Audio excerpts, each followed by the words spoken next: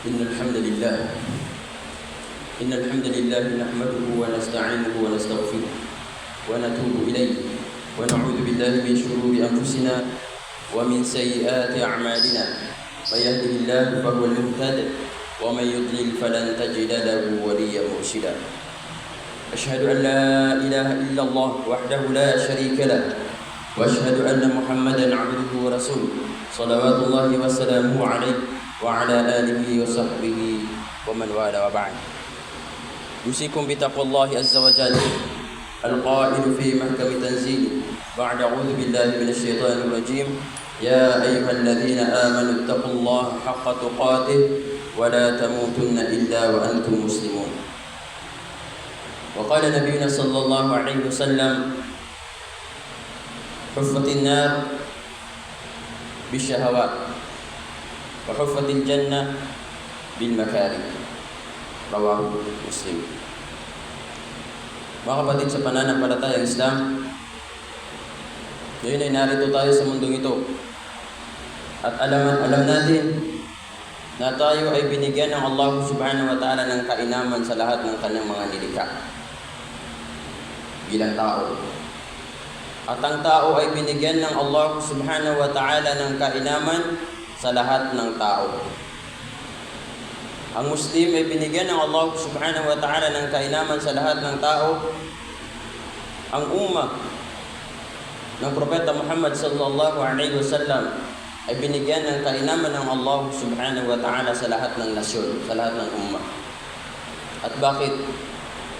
Dahil ang ating nasyon ay binigyan tayo ng Allah subhanahu wa ta'ala ng piling kasulatan at yan ang Quran. Sinabi ng Allah subhanahu wa ta'ala sa surah Fatir: ثم أورثنا الذين اصطفينا من عبادنا ومنهم ظالم لنفسه ومنهم مقتصد ومنهم سابق بالخيرات بإذن الله ذلك هو الفضل الكبير. Sa malapit itong kahulugan ng Allah subhanahu wa ta'ala, pagkatapos na tayo ay kanyang piliin, ang mga Muslim simula pa kay Adan hanggang kay Propeta Muhammad sallallahu alaihi wasallam, tayo ang piling ummah, khaira ummah. Bakit? Dahil binigyan niya tayo, pinamanahan tayo ng Allah subhanahu wa ta'ala ng Quran. Kaya katurunan tayo niya sa Quran. Sa giyang kanya kitab, nabi'id tanurun Allah subhanahu wa ta'ala sa talo. Pinati tayo ng Allah subhanahu wa ta'ala sa tatlong grupo. Mga taong inabutan sila ng huling revelasyon, ang Quran. Ilan sa kanila ay nanatili sila sa pagkaligaw, nanatili sila sa galit ng Allah subhanahu wa ta'ala. O sila ay sinasabi nilang sila ay kabilang sa mga Muslim, ngunit ang katotohanan ay hindi sila totoo, yun ang mga munafik. At ilan rin sa kanila ay sinasabi nilang sila ay nasa hanay ng mga Muslim, ngunit hindi totoo, bagkus sila ay gumagawa ng bagong relihiyon na hindi yun sunod sa relihiyong ibinigay ng Propeta Muhammad sallallahu alaihi wasallam. ثم أورثنا الكتاب الذين اصطفينا من عبادنا ومنهم ظالم لنفسه. Pagkatapos sabi ng Allah subhanahu wa ta'ala, sa malapit nitong kahulugan ay pinamanahan namin ng aklat, ng Quran, yung pinili namin sa lahat ng aming mga alipin. Pinili amin si kumangawri pa namin. Faminhum, padkira natin ko Allah subhanahu wa ta'ala na liyalimira na ginawiran. Kabilang sa kanila ay kanilang niloko ang kanilang mga sarili. Bakit? Dumating ang Quran 1400 years ago or 1500. Ibinaba ang Quran sa mundong ito. Ngunit nung narinig ng mga taong ito, o nung dumating sa kanila ang Quran na ito sa kanilang henerasyon, o nang ating itong malaman, ang Quran ay binaba ng Allah subhanahu wa ta'ala. Simula nung malaman mo, iganat kung kaya tukawingaw, nagyang ka na ng Quran na makapupunsi ko Allah subhanahu wa ta'ala, askana mukhatab, askana pud sa dimbitira iyo Allah subhanahu wa ta'ala sa gina ng Quran, na ini bilang yan na ginawa niyan si Kulialim yan na ginawa niyan. Anda man ay kiadaliman yan sa ginawa niyan. Dan yan pagganada sa Quran. Dan yan pagintaon sa Quran. Dan yan hukuman sa Quran. Dan yan galibaka sa mga wajibat. Ay nipaligaton ng Allah subhanahu wa ta'ala. Initagak yan sa sambayang. Iniwan niya ang pagsasala. Iniwan niya ang pagzazaka. Iniwan niya ang hajj. Iniwan niya ang pag-aayuno. Tinalikuran niya ang la ilaha illallah. At kaakibat pa nito ay kanyang ginagawa ang mga ipinagbawal ng Allah subhanahu wa ta'ala. Siyang biyan niyan suwagama inibgayron ng Allah subhanahu wa ta'ala pinilis kanino ng Allah subhanahu wa ta'ala na ayay nisambiyan nun nasukya pangatadan niyan sa ikudunya. Abadisyo nabitan wa Muhammad sallallahu alaihi wasallam nabitaro yan. Ayon sa salaysay ni Bukhari at ni Muslim. An Abi Hurairah radhiyallahu anhu قال رسول الله صلى الله عليه وسلم حجبت الجنة بالشهوات حجبت الجنة بالمكاره وحجبت النار بالشهوات وفي رواية لمسلم حفت النار بالشهوات وحفت الجنة بالمكاره. Nasa malapit itong kahulugan ang hujiba at ang huffa, ang ibig sabihin ay ang paraiso ay napapalibutan ng lahat ng ayaw ng ating mga sarili. At ang impyerno ay napapalibutan ng lahat ng gusto ng ating mga sarili. Kaya't ang mga taong ito, kanilang ipinagpalit ang Quran, ang relihiyon ng Allah subhanahu wa ta'ala na kung saan dito pinili ng Allah subhanahu wa ta'ala ang nasyon, ang umma ng Propeta Muhammad sallallahu alaihi wasallam, ang khaira umma, pinagpalit nila sa mga makamundong bagay. Pinagpalit nila sa mga bagay na magdadala sa kanila sa impyerno. Al-halalu bayyin wal haramu bayyin. Ayon nga sa hadith na naisalaysay ni Nu'man bin Bashir, muttafaqun alayh, na ang halal ay malinaw at ang haram ay malinaw. Wa bainahuma mushabbahat. At sa pagitan nila ay mga bagay na nagkakagulo ang tao. Kung sino man yung pangangalagaan niya ang kanyang sarili sa mga mushabbahat, na pangalagaan niya ang kanyang relihiyon at ang kanyang karangalan. Kaya kapatid, pangalagaan natin ang ating puso. Dahil kapag napangalagaan mo ang iyong puso, diyan magiging tama ang lahat ng iyong gawain. Ang mga taong ito na kanilang niloko ang kanilang mga sarili ay kanilang tinalikuran ang mga bagay-bagay na ibinigay sa kanila ng Allah subhanahu wa ta'ala. Lagi duwa ta apya katuya iyamayan na bedin may tayak mudo. Na danyan galabakas sa mga pandu ano niya mayan. Kaya niyan tiyundog na subay aginaw niyan. Nakagya ko mo masumasa. Na antay miya tipon yan kaya ginawa niyan. Ganyan ang tao. Binigyan ka ng Allah subhanahu wa ta'ala ng fadl. Karramaka Allah bil ard wa bil bahr. Itinaas ng Allah subhanahu wa ta'ala yung antas natin sa pamamagitan ng kalupaan at karagatan. Tayo yung natasarrafu biha. Tayo yung gumagamit ng mga kayamanan sa lupa at karagatan. Kumakain ng lahat. Kung tanong sulang ano perperan. Sagyang kayo na peragatan na kalupaan. Di lupa.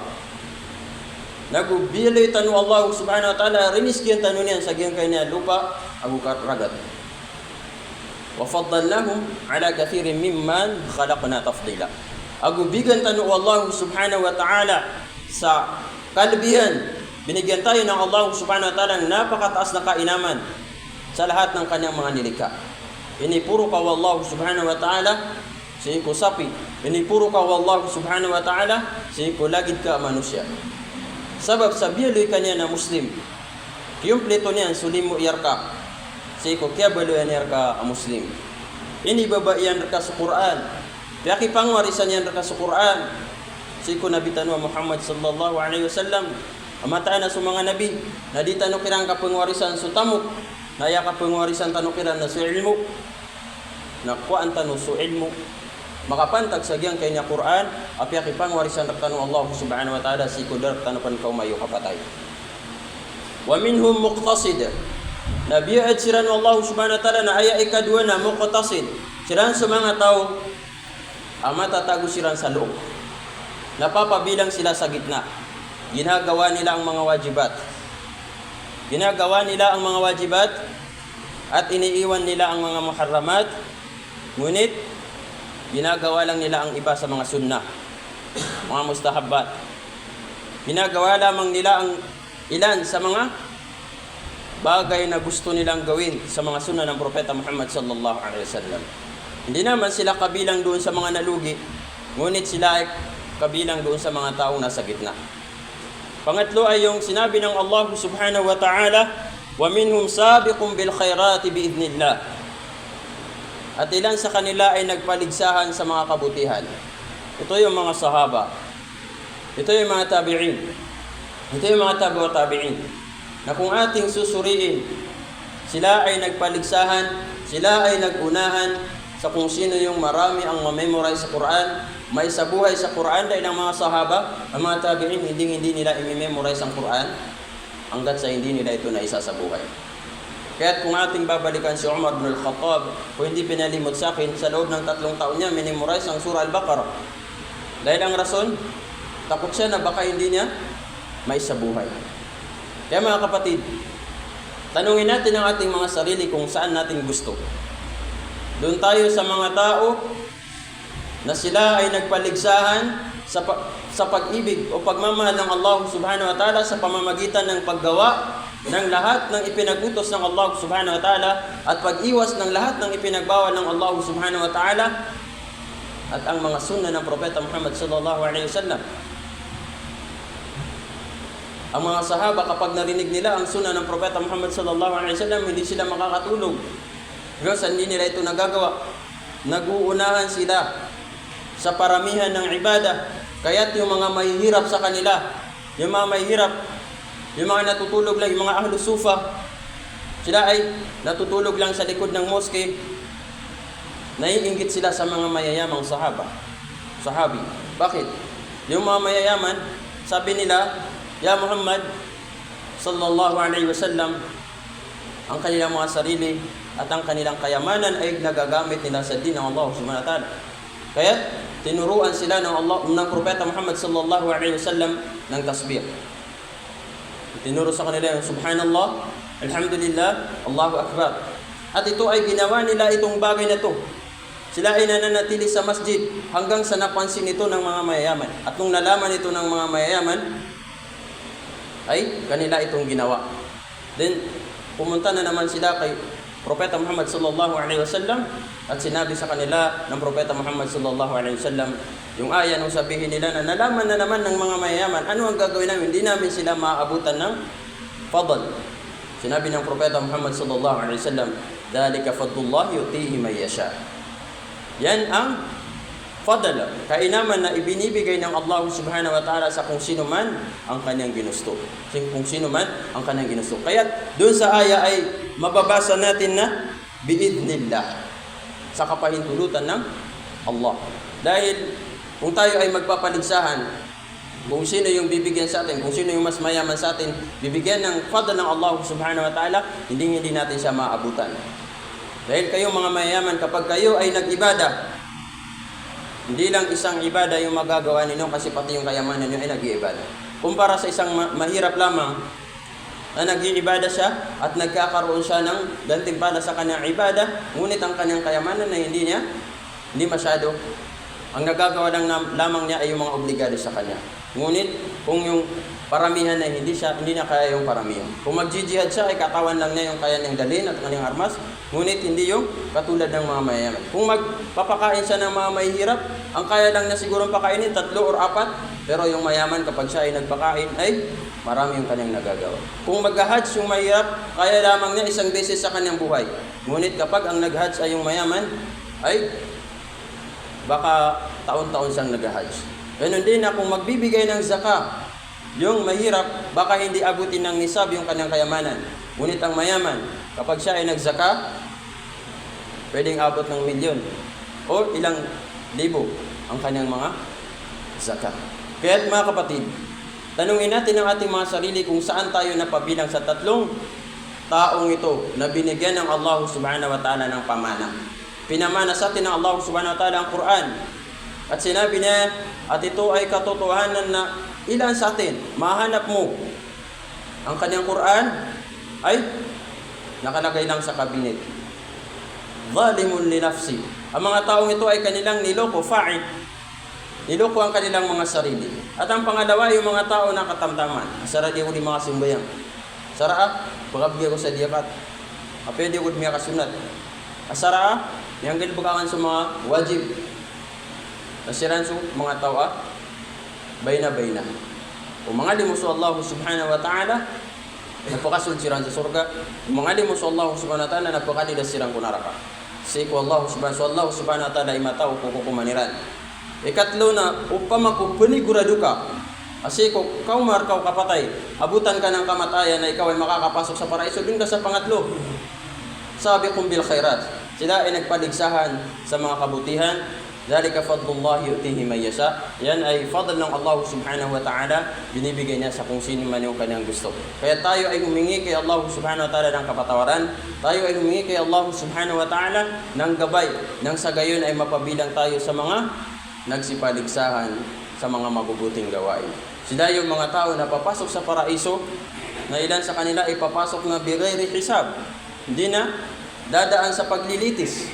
At yun ang mga tao na sila ay nung kanilang malaman yung kabutihan ay hindi sila natulog hanggat sa hindi nila ito nagagawa. At yan ang sifat ng mga sahaba. Kaya isa sa ating mga dapat gawin ay pag-aralan natin kung paano ba yung mga mubashir ng mga propeta ng Allah subhanahu wa ta'ala nung sila ay unang maniwala sa mga katuruan ng propeta ng Allah subhanahu wa ta'ala sa pamamagitan ng kanyang mga propeta.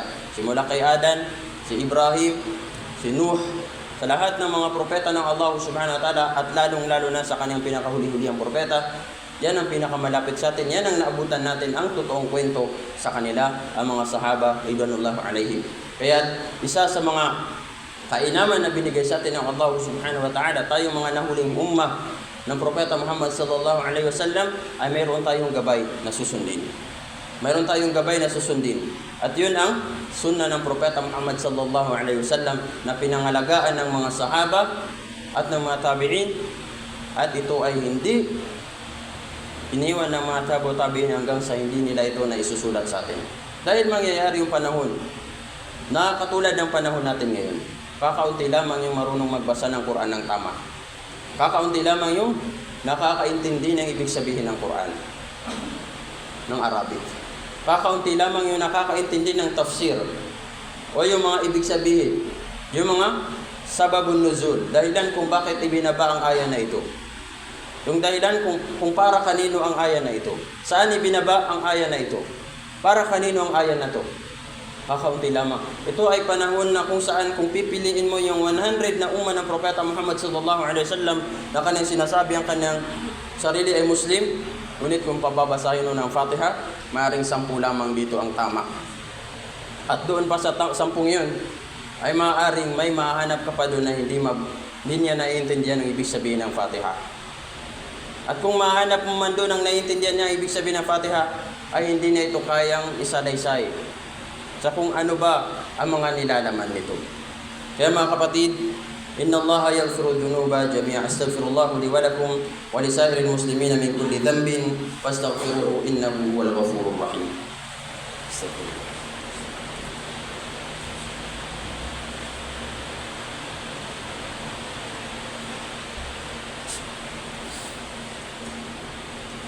Alhamdulillahi Rabbil Alamin, wassalatu wassalamu ala nabina Muhammad wa ala alihi wa sahbihi wa man wala wa ba'd. Mga kapatid sa pananampalatayang Islam, tayo ay pinili ng Allah subhanahu wa ta'ala dahil tayo ang pinakamainam na ummah sa lahat ng nasyon na dumating dito sa mundong ito. Kaya piliin mo yung sarili mo na mapabilang sa pinakamainam na Muslim sa lahat ng pinakamainam na ummah. Hindi mo man kayang maging katabi ang propeta Muhammad sallallahu alaihi wasallam, pero kahit doon ka na lamang sa mga sahaba, kung hindi mo kaya, ay kahit doon ka na lamang sa mga syuhada. Kung hindi mo kaya, ay kahit doon ka na lamang sa mga salihin. Wa hasuna ulaika rafiqa. At sila ay pinakamainam na kasamahan, magiging silingan kapitbahay sa paraiso.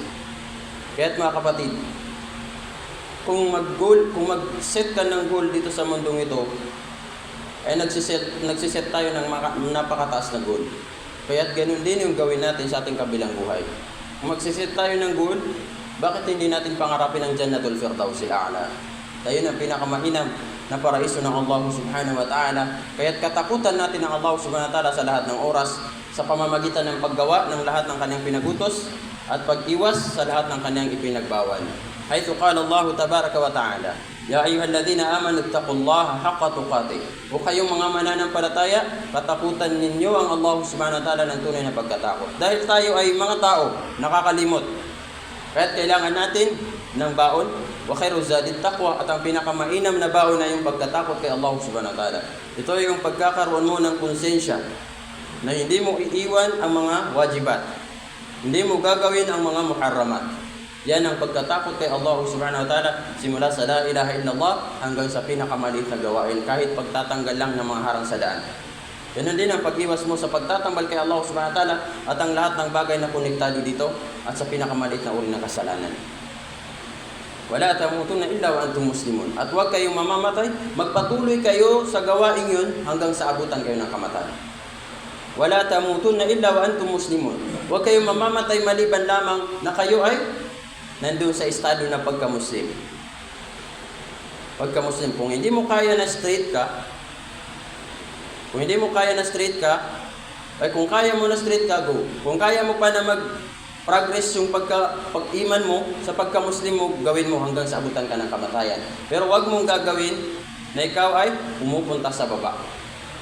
Kung dati nagsasala ka ng 5 beses, na iiwan mo yung mga sunna, gawin mo kahit yung mga sunna lang na rawatib, sunna muakkada, idagdag mo sa iyong sala, sa iyong mga bahay, sa inyong bahay. Dahil ang sunna ay hindi sinasagawa sa masjid, bagkus ito ay sinasagawa sa ating mga tirahan, sa ating mga tahanan. Kung hindi mo naman ito kaya, ay kahit steady ka lang doon sa 5 beses na pagdarasal. Pero wag mong gagawin na magsasala ka lang sa oras ng dhuhr o sa fajr at iiwan mo yung ibang sala. At wag mong gagawin na iwan mo yung 5. Steady ka lang sa 5. Kung hindi mo kayang dumagdag, dyan ka lang muna. At pagsikapan mo na madagdagan mo yun hanggang sa pagdating ng buwan ng Ramadan, i-train mo yung sarili mo sa lahat ng mga bagay na nagpapabigat sa'yo. Dahil sa buwan ng Ramadan, na insyaAllah ipapalapit na sa atin, dyan nagiging mataas yung ating pananampalataya. Kaya i-train natin ang ating mga sarili sa panahon na yan. Inna Allaha wa malaikatahu yusalluna 'alan nabi ya ayyuhalladhina amanu sallu 'alaihi wa sallimu taslima. Allahumma salli ala Muhammad wa ala ali Muhammad kama sallaita ala Ibrahim wa ala ali Ibrahim wa barik ala Muhammad wa ala ali Muhammad kama barakta ala Ibrahim wa ala ali Ibrahim fil 'alamin innaka Hamidul Majid. Wa qala rabbukum ud'uni astajib lakum amin ya rabbal alamin. Allahumma inna zalamna anfusana fa in lam taghfir lana wa tarhamna lanakunanna minal khasirin. اللهم اغفر لنا ذنوبنا وذنوب آبائنا وأمهاتنا ولجميع المسلمين والمسلمات والمؤمنين والمؤمنات الأحياء منهم والأموات وتابع بيننا وبينهم بالخيرات رب اغفر وارحم إنك أنت الغفور الرحيم سبحانك رب العزة عما يصفون وسلام على المرسلين والحمد لله رب العالمين أقم الصلاة إن الصلاة تنهى عن الفحشاء والمنكر ولذكر الله أكبر والله يعلم ما تصنعون